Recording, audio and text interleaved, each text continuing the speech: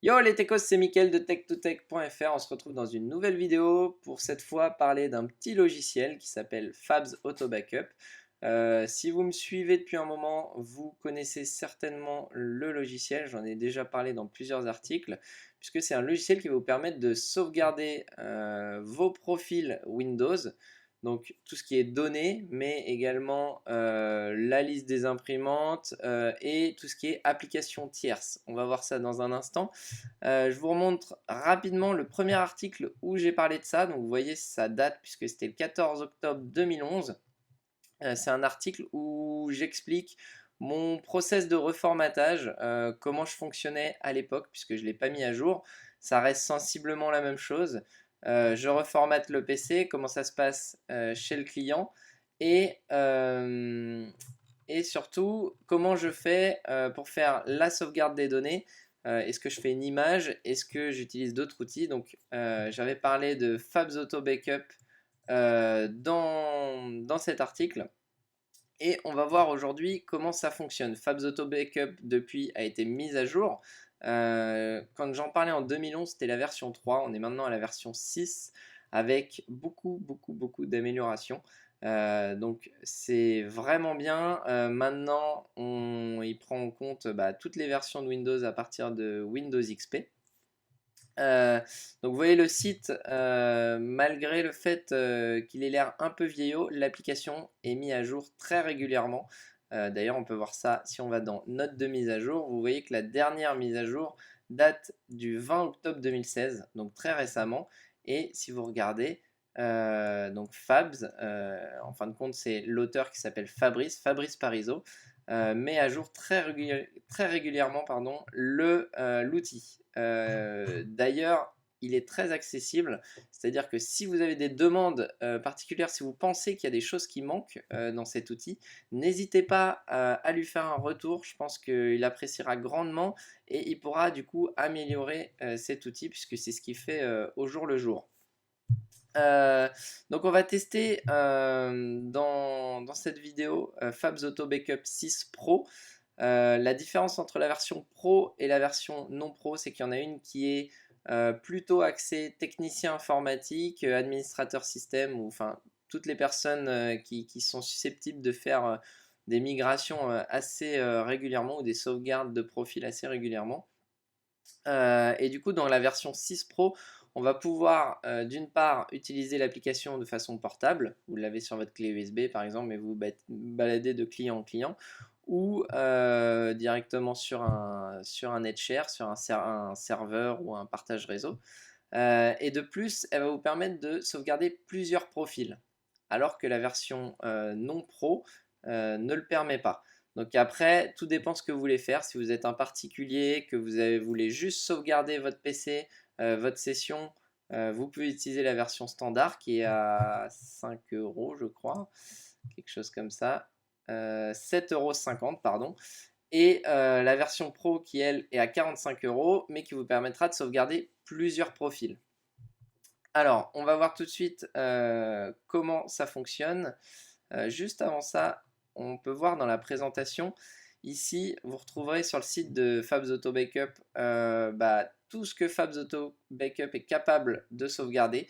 Donc ça va des données, on en a parlé tout à l'heure, donc tout ce qui est dossier standard, documents, images, vidéos, musique, etc.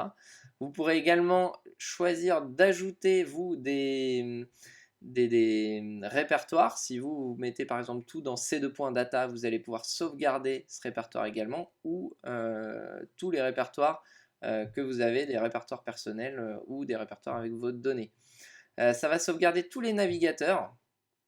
Donc quand je dis sauvegarder les navigateurs, ça va sauvegarder la configuration par exemple de Mozilla Firefox ou votre profil Google Chrome avec tout ce qui est favoris, etc. Alors sachant que effectivement pour Google Chrome, le mieux selon moi c'est d'utiliser la synchronisation avec votre compte Google. Ça permet de ne rien perdre à chaque migration.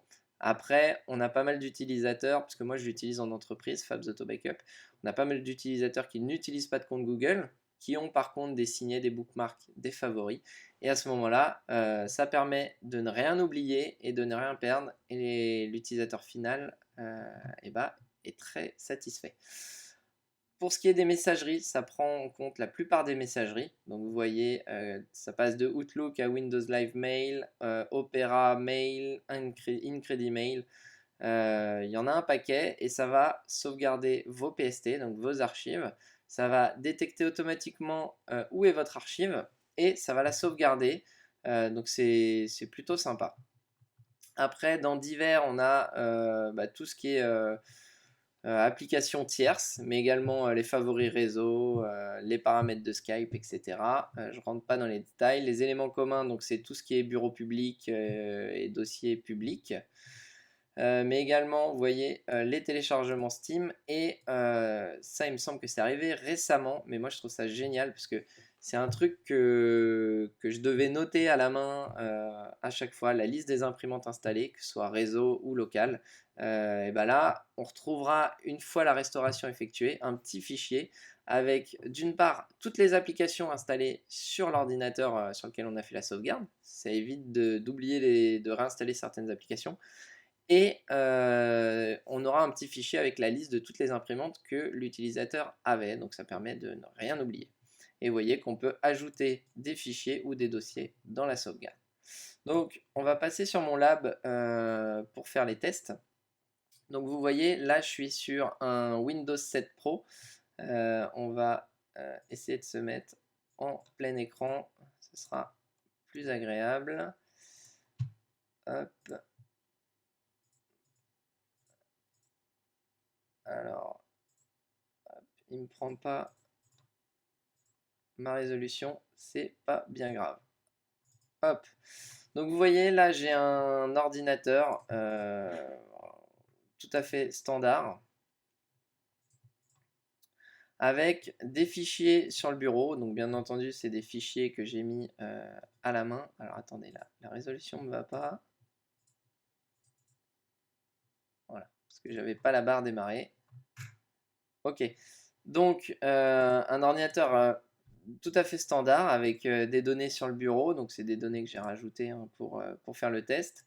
Des fichiers dans documents, des images, également de la musique, que ce soit les échantillons de base ou de la musique que j'ai rajoutée, et quelques vidéos.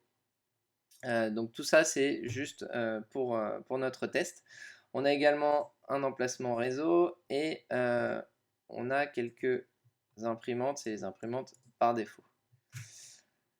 Donc j'ai également fait un post-it puisque Fabs Auto Backup sauvegarde les post-it. Et du coup, on se retrouve également avec Outlook qui est configuré avec une archive. Et donc l'idée, c'est de vous montrer que ça sauvegarde également l'archive et que vous pourrez la récupérer facilement après. On va également créer une signature puisque Fabs Auto Backup récupère également les signatures. Donc vous voyez, tout ce dont vous aurez besoin finalement, ça va le récupérer et le réinstaller sur le nouvel ordinateur. On va faire une signature, hop, par exemple. Si on la teste, hop, la signature fonctionne bien. Donc on va lancer l'outil que j'ai laissé sur mon disque dur externe. Donc ça pourrait être sur un partage réseau ou directement sur l'ordinateur, ça c'est pas un problème. Sachant que ça c'est seulement pour la version pro. Pour la version standard, il faudra l'installer sur le PC. Donc on va lancer l'application. Avant ça, qu'est-ce que c'est que tous ces fichiers?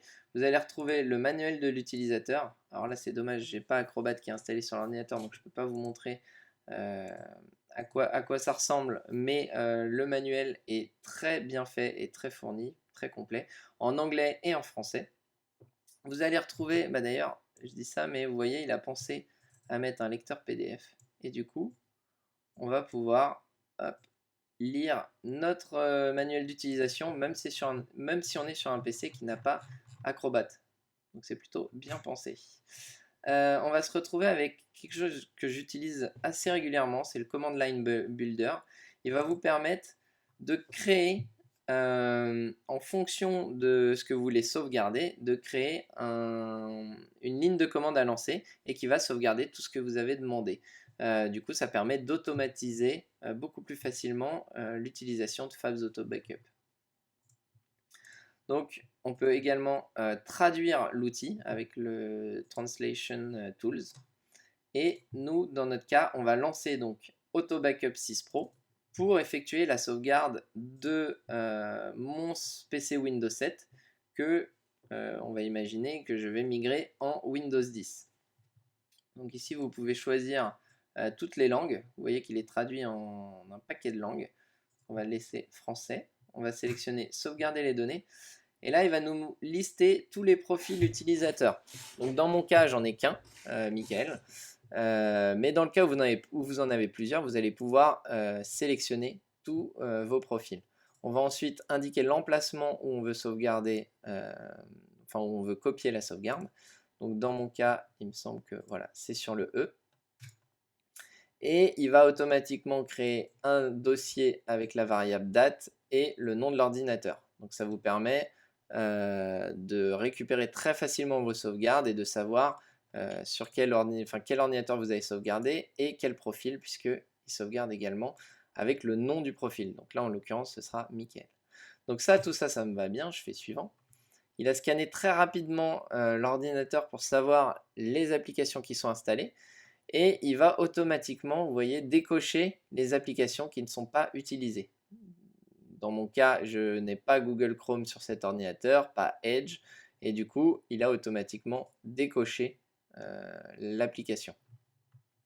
Donc on va laisser les dossiers par défaut, puisque de toute façon, je veux sauvegarder justement mon bureau, ma musique, mes images, le papier peint.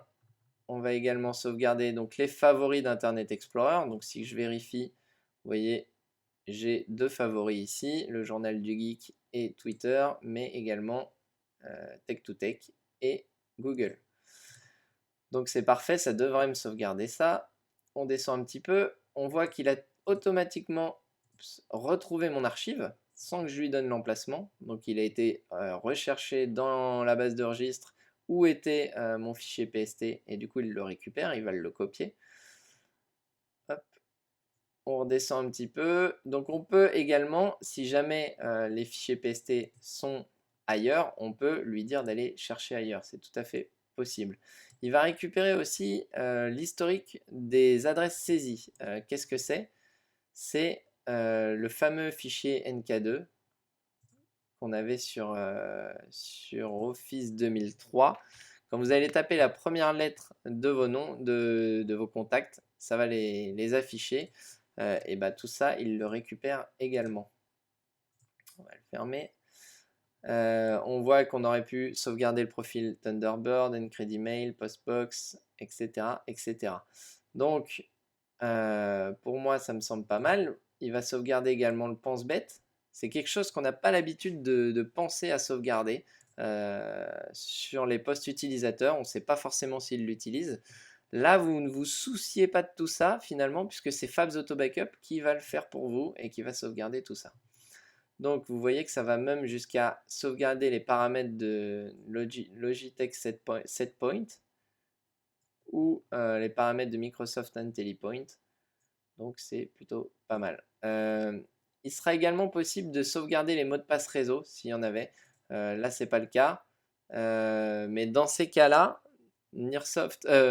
Fabs Auto Backup ne peut pas mettre l'outil de Nearsoft directement dans son package. Du coup, il vous propose de le télécharger. Donc là, vous faites oui. Et à ce moment-là, automatiquement, vous voyez, il télécharge l'outil de Nearsoft qui va récupérer les passwords réseau. Donc c'est plutôt pas mal. Et exactement la même chose pour les emails avec MailPassView qui est plutôt connu. Alors attention, MailPassView il est connu pour être détecté par pas mal d'antivirus pour la simple et bonne raison qu'il va fouiller dans la base de registre pour récupérer les mots de passe. Mais c'est en aucun cas un malware. Et les mots de passe des navigateurs web. Donc on va mettre les trois, comme ça, si j'en ai, il les récupérera. Il me semble que j'ai sauvegardé exprès le mot de passe du compte Twitter. Si je me déconnecte, Comme ça, c'est quelque chose qu'on pourra tester juste après. Connexion. Alors, si je me remets... Alors non, je ne l'ai pas sauvegardé, donc on ne pourra pas le voir. Mais imaginons que vous ayez toute une liste de mots de passe que vous avez sauvegardés donc, sur Internet Explorer, et ben, ou d'ailleurs d'autres navigateurs. Fabs Auto Backup va directement vous les sauvegarder. Donc là, on est plutôt bon, on va faire suivant. On peut ajouter ici des données publiques, c'est quelque chose que moi j'utilise peu, mais certains utilisateurs peuvent les utiliser quand ils partagent certains dossiers. Donc vous les retrouvez là-dedans. On retrouvera également les fichiers d'activation de Microsoft Office, dans le cas où vous avez besoin de les exporter. Et également, vous voyez ce dont je parlais tout à l'heure, la liste des logiciels installés et les imprimantes installées également. Donc là, pareil, pour les produits Windows, etc., on pourra rajouter Product Key. Et pour les clés Wi-Fi, donc pour un ordinateur portable, vous pourrez également les sauvegarder en installant, enfin en téléchargeant Wireless Key View. Donc là, je ne vais pas le faire parce que de toute façon, c'est une machine virtuelle et je n'ai pas de clé Wi-Fi et pas d'antenne de carte réseau wireless. On fait suivant. Ici, on va pouvoir ajouter des lecteurs supplémentaires. Imaginons que vous voulez aussi sauvegarder soit une partition externe, soit un dossier que vous aviez créé qui ne fait pas partie de vos documents, de mes documents ou de ma musique. Vous pourrez le sauvegarder puisque ça, malheureusement, Fabs Auto Backup ne peut pas le deviner pour vous. C'est tout à fait logique. Donc là, moi, j'ai pas d'autres dossiers ni d'autres fichiers à ajouter. On peut également faire des exclusions de dossiers. Par exemple, si jamais je veux sauvegarder le dossier musique, mais je ne veux pas sauvegarder ce dossier, musique libre de droit, c'est tout à fait faisable. Dans mon cas, je ne veux pas le faire. On va faire suivant. Là, on a un petit résumé de tout ce qu'on va sauvegarder. C'est plutôt pas mal. Et on va pouvoir choisir quoi faire en cas de doublon ou quoi faire si jamais le fichier source, d'ailleurs les doublons c'est plutôt pour la restauration, mais quoi faire en cas de fichier absent ou de problème. Donc là je laisse me demander quoi faire, comme ça Fabs Auto Backup me posera la question si il y a la moindre anomalie. Donc là il va scanner et sauvegarder toutes les données à l'emplacement où je lui ai dit. Donc là moi en l'occurrence je vais demander d'enregistrer sur le E et on voit qu'il a déjà créé donc le dossier avec la date, le nom du PC et le nom du profil. Et ici on va retrouver donc archives, là où tout est sauvegardé par Fabs Auto Backup. Donc on va le laisser faire et puis on se retrouve tout de suite après pour faire la restauration des données sur mon nouvel ordinateur. Donc on voit que la sauvegarde est terminée, donc ça a mis quelques minutes puisqu'il n'y avait pas plus de 2 gigas à sauvegarder. On va pouvoir afficher le journal. Donc c'est un résumé de tout ce qui a été sauvegardé avec la taille des dossiers. Et s'il y avait une anomalie, on le verrait apparaître en rouge. Donc là, ce n'est pas le cas. La sauvegarde s'est très bien passée. On va passer du coup sur le PC en Windows 10 pour effectuer la restauration des données. Donc on se retrouve maintenant sur ma machine Windows 10 fraîchement installée. On va faire la même chose, lancer Fabs Auto Backup, mais cette fois en mode restauration. Donc on va aller lui dire où chercher les données, donc restaurer les données. Ici, on va lui indiquer l'emplacement où j'ai sauvegardé mes données, donc sur mon disque dur externe, dans 2016 10 20 26. Et c'est la session Mickel que je veux restaurer. On lui a donné le chemin. Ici, on lui dit sur quel profil appliquer cette restauration. Donc là, en l'occurrence, j'ai qu'un seul profil qui s'appelle Tech2Tech. J'aurais pu sélectionner un autre s'il y en avait d'autres. On fait suivant.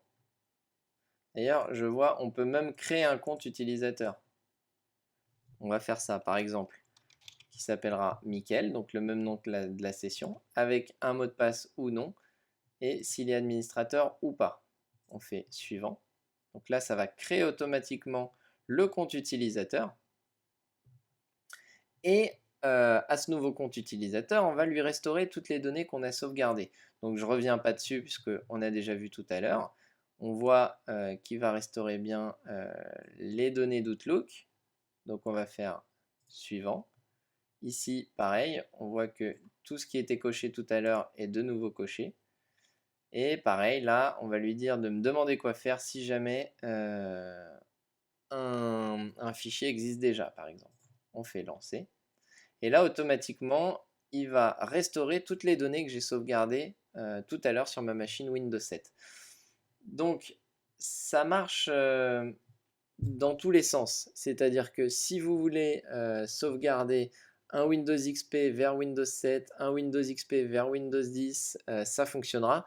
Après, juste attention à la compatibilité de vos applications. C'est-à-dire que si vous aviez une très très vieille version d'Office, par exemple, il se peut qu'il y ait des choses qui ne fonctionnent pas.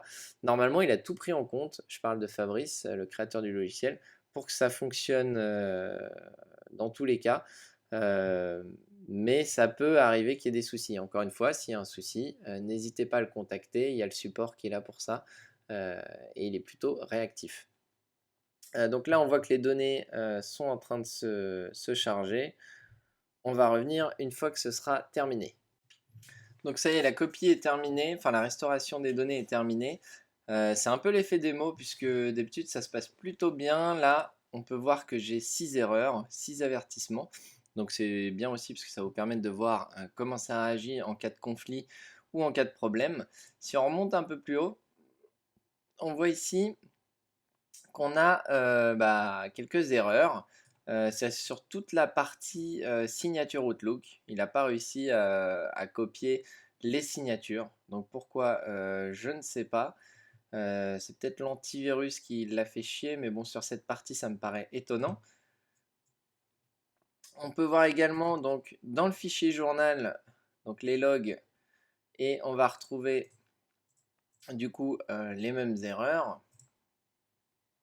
Si on descend un peu plus bas. Donc vous voyez, c'est quand même vachement visuel, donc ça vous permet de rien louper.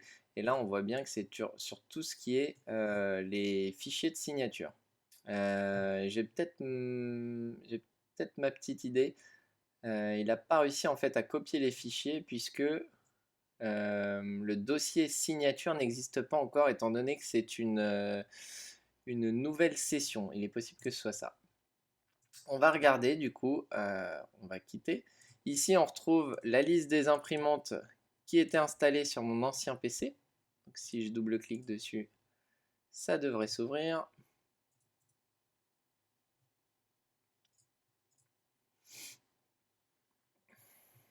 Voilà, donc on retrouve mes 3 imprimantes. On voit que c'est des imprimantes locales. Si j'avais eu des imprimantes réseau, elles seraient apparues là également. Et la liste des logiciels installés. Donc, j'avais pas grand-chose sur l'autre, mais on voit KMS Pico, Microsoft.NET, Framework 4.461 et Microsoft Office Professional Plus. Donc, c'est impeccable. On va se déconnecter pour se connecter du coup sur la session sur laquelle on a copié ces données-là. On va vérifier que effectivement les données sont là. On se connecte sur la session Michael, donc qui a été créée par Fabs Auto Backup. Donc, étant donné que c'est une session vierge, on a le petit message de Windows 10 comme quoi la session est en cours de préparation.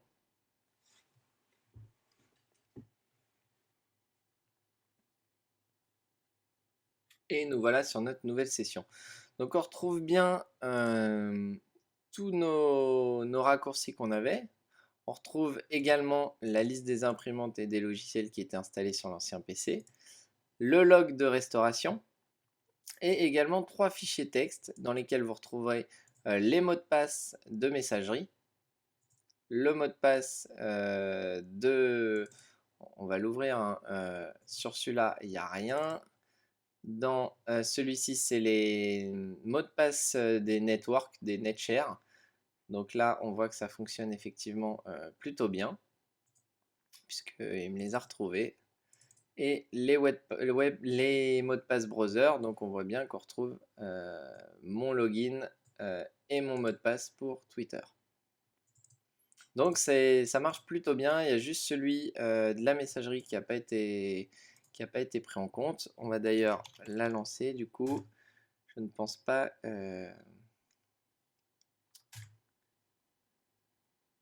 Alors, il m'a reconfiguré Outlook, donc c'est plutôt bien. Il me demande juste de remettre mon mot de passe, ce qui est tout à fait normal. Donc, on va lui remettre le mot de passe de la session Outlook. Et du coup, il aura reconfiguré mon Outlook, il aura remis le fichier OST, donc avec toutes les données de mon Outlook. Vous voyez qu'il n'a pas à retélécharger tout Outlook. Et on retrouve également mon archive avec tous les mails de cette archive-là. Donc c'est plutôt bien. La seule chose qu'il n'a pas récupérée, j'imagine, c'est du coup voilà, la signature, puisque ça n'a pas fonctionné. Donc je vais en parler à Fabrice, peut-être qu'il a une petite idée du pourquoi. Mais en tout cas, ça fonctionne quand même super bien. Vous voyez que je n'ai pas à reconfigurer mon Outlook. Donc c'est plutôt sympa. Mise à jour OneDrive, j'en ai pas besoin. Vous voyez que si je vais dans l'ordinateur, on retrouve également mon emplacement réseau ici, qui était déjà sur l'autre PC. Il me demande de m'authentifier, mais pas de problème puisque le mot de passe est dans le fichier NetPass. Qu'est-ce que je peux vous montrer d'autre? Il a récupéré également tout ce qui était dans téléchargement, tout ce qui était dans documents, images. Donc on retrouve bien le wallpaper. Dans musique, on retrouve bien mes musiques, tout ce que j'avais. Et vidéo, les 2 vidéos que j'avais copiées. Donc vous voyez que ça fonctionne très bien, que c'est hyper rapide et que ça vous permet surtout de ne rien oublier. Donc si on retourne dans Internet Explorer et non pas Edge,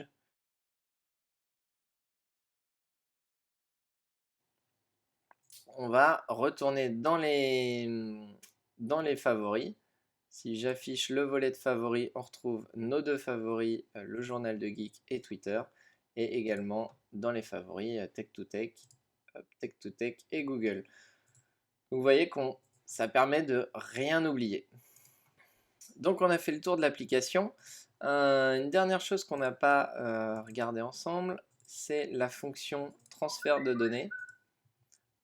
Alors, on va relancer AutoBackup 6. Vous voyez ici, il y a transfert de données. À quoi sert cette fonction? C'est finalement pour transférer directement un profil à un autre. Ça peut être sur une machine locale. Imaginons que je veux transférer toutes les données du profil Mickaël vers le profil Tech2Tech. C'est tout à fait possible. Là, à ce moment-là, il va directement nous faire la même chose que pour une sauvegarde. Qu'est-ce qu'on veut transférer? Suivant, terminé. Et toutes les données du profil Mickaël iront sur le profil Tech2Tech. On peut également faire ça en prenant le disque dur, par exemple, de la machine cible, en le montant en USB et du coup en copiant le profil. C'est tout à fait possible.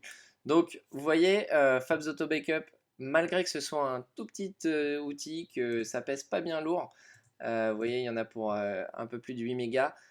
C'est pas cher du tout également. Et vous voyez que c'est très puissant et que ça vous permet de ne rien oublier. Moi, je l'utilise en entreprise. Les techniciens avec qui je travaille l'utilisent en entreprise. Et du coup, ça permet de ne rien oublier. Et du coup, je ne leur tape pas sur les doigts puisqu'ils n'oublient rien grâce à Fabs Auto Backup 6 Pro. J'utilise depuis très longtemps, donc si vous avez des questions, n'hésitez pas. La vidéo, les commentaires YouTube ou directement sur mon blog, c'est fait pour ça. S'il y a besoin, vous pouvez demander également à Fabrice, il sera disponible. Il y a une section support sur son site, vous pouvez le contacter, il n'hésitera pas à vous répondre. Je vous dis à très bientôt dans une nouvelle vidéo, j'espère que ça vous a plu et je vous dis à bientôt. Ciao!